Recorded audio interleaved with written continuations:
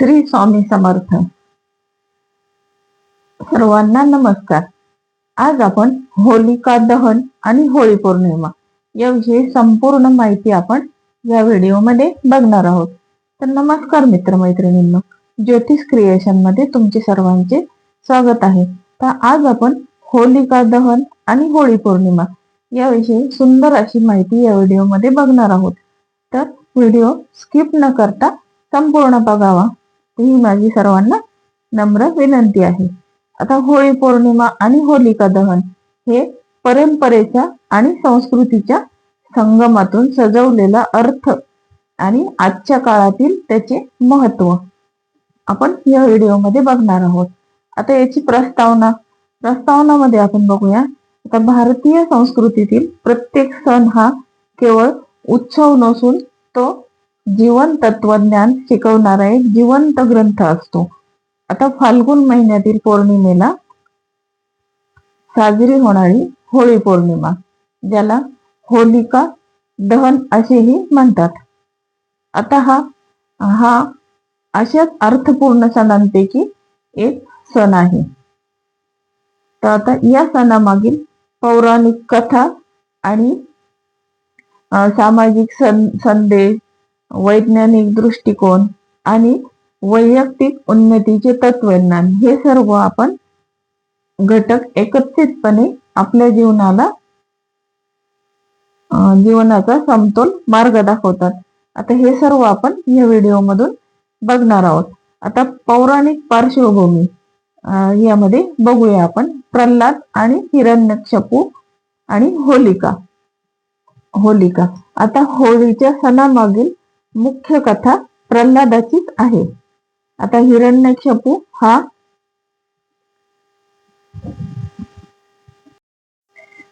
असुरराज स्वतःला ईश्वर मानत होता. आता त्याचा पुत्र प्रल्हाद हा विष्णू भक्त होता. आता आपल्या मुलाने स्वतःची नव्हे तर विष्णूची भक्ती करणे त्याला मान्य नव्हते. त्यामुळे त्यांनी प्रल्हादाला ठार मारण्याचे ठरवले. ठार मारण्याचे त्यांनी अनेक प्रयत्न पण केले, पण प्रत्येक वेळी दैवी शक्तीने त्याला वाचवले. शेवटी त्यांनी आपली बहीण होलिकेची मदत घ्यायचे ठरवले आणि होलिकेची मदत घेतली. होलिकेला अग्निप्रवेशातून वाचण्याचे वरदान मिळाले होते. ती प्रल्हादाला मांडीवर घेऊन अग्निकुंडात बसली, परंतु दैवी न्यायाने प्रल्हाद वाचला आणि होलिका ही जळून भस्म झाली. तर आता यातूनच होलिका दहन ही परंपरा सुरू झाली. आता अंधकार, अहंकार आणि दुष्ट प्रवृत्तीचा अंत आणि श्रद्धा व सत्य व भक्ती याचा विजय हा या कथेचा मुख्य संदेश आहे. आता आपण दुसऱ्या भागात बघूया. होलिका हे नाव का? आता होलिका हा शब्द केवळ एका पात्राचे नाव नसून याचा अर्थ व्यापक असा आहे.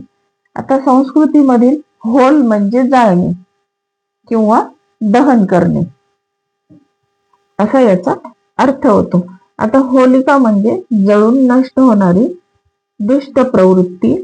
त्यामुळे हा सण केवळ पौराणिक घटना नसून आपल्या जीवनातील व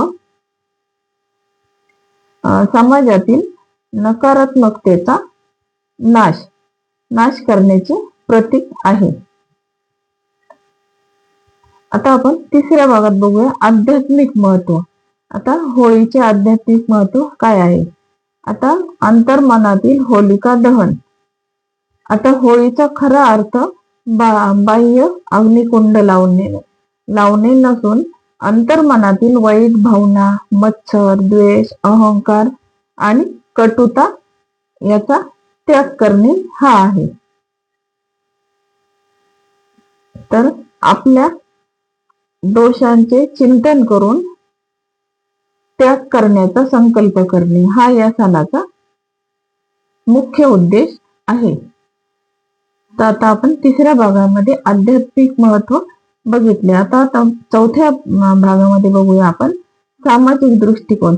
आता होलिका दहनचा सामाजिक दृष्टिकोन काय आहे, तर समतेचा आणि सौहार्दाचा उत्सव. आता होळी हा रंगांचा, आनंदाचा आणि एकात्मतेचा सण आहे. आता समाजातील स्तर, जात, वर्ग यातील भेदभाव विसरून एकत्र येण्याचा हा दिवस आहे. आता गावोगावी होलिका दहनानंतर सांस्कृतिक कार्यक्रम, लोकगीत, नृत्य यांचे आयोजन होते आणि समाजात बंधुभाव वाढतो. आता पूर्वीच्या काळात ही शेतीमालाची गोदामे साफ करण्याची किंवा रब्बी पिकांच्या यशस्वी कापणीसाठी आणि नव्या हंगामाच्या स्वागतासाठीही साजरी केली जात असे. आता आपण 5व्या भागात बघूया, वैज्ञानिक दृष्टिकोन काय आहे होली पौर्णिमेचा. आता ऋतू परिवर्तन आणि आरोग्य. आता फाल्गुन महिन्यामध्ये ऋतू परिवर्तन होत असते. थंडी संपून उष्णतेची चाहूल या महिन्यामध्ये लागते. तर या काळात वातावरणामध्ये जंतुसंसर्ग वाढतो व होलिका दहनाच्या वेळी निर्माण होणारी उष्णता आणि धूर हे वातावरणातील काही जंतूंना नष्ट करण्यास सहाय्यक ठरतो, असे लोकमान्य मत आहे. असे हे लोकांचे मत आहे. तसेच हळद, गुलाल, केसर आणि फुलांच्या नैसर्गिक रंगामध्ये औषधी गुणधर्म असतात. त्यामुळे त्वचेचे संरक्षण आणि शरीरातील ऊर्जा वाढण्यास मदत होते. आता 6व्या भागामध्ये बघूया आपण, वैयक्तिक एकीकरण म्हणजे राग आणि द्वेष यांचा त्याग. वैयक्तिक एकीकरणामध्ये राग आणि द्वेषाचा त्याग. आता आजच्या धक्काधक्कीच्या जीवनामध्ये माणूस तणाव, मतभेद आणि स्पर्धेमुळे त्रस्त असतो. तर अशा वेळी होळीचा सण आपल्याला जुने राग, रुसवे विसरून नवे संबंध निर्माण करण्याची संधी देतो. आता एकमेकांना रंग लावणे म्हणजे मनातील कटुता विसरून मैत्री आणि प्रेमाने जगण्याचा संस्कार होय.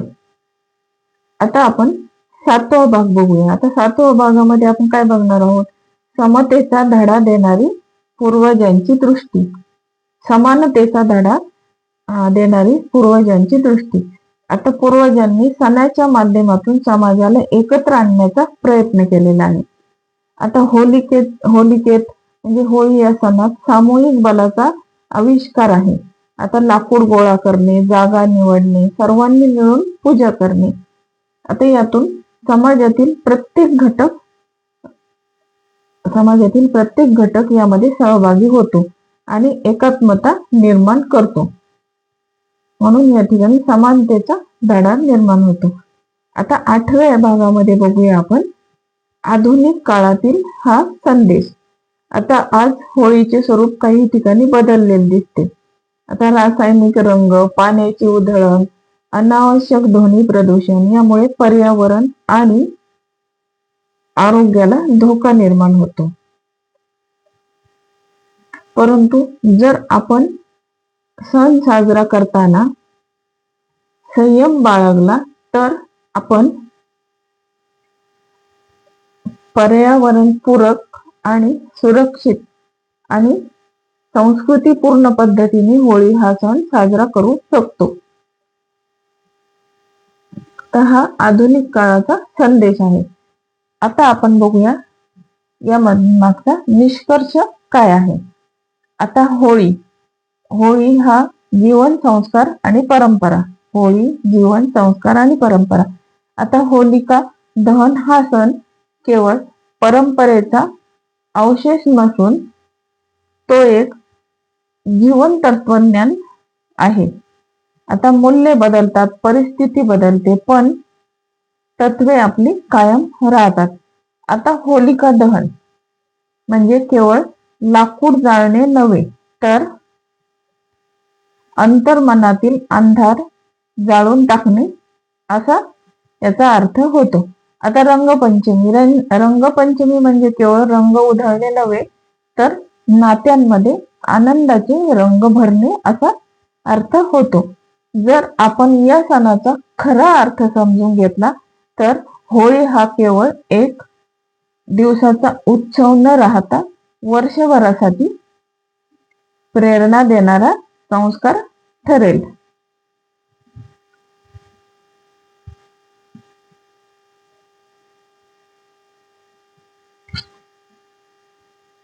तर बघा मित्रमैत्रिणींनो, तुम्हाला जर आज मी तुम्हाला होलिका दहन आणि होळी पौर्णिमा याविषयी संपूर्ण माहिती सांगितलेली आहे. तर तुम्हाला जर होलिका दहन आणि होळी पौर्णिमा हा लेख जर आवडला तर तुम्ही माझ्या चॅनलला लाईक, शेअर आणि सबस्क्राईब जरूर करा आणि तुमच्या मित्रमैत्रिणींना शेअर करायला विसरू नका. आता पुन्हा भेटूया अशा नवीन व्हिडिओसह पुढच्या व्हिडिओमध्ये. तर धन्यवाद.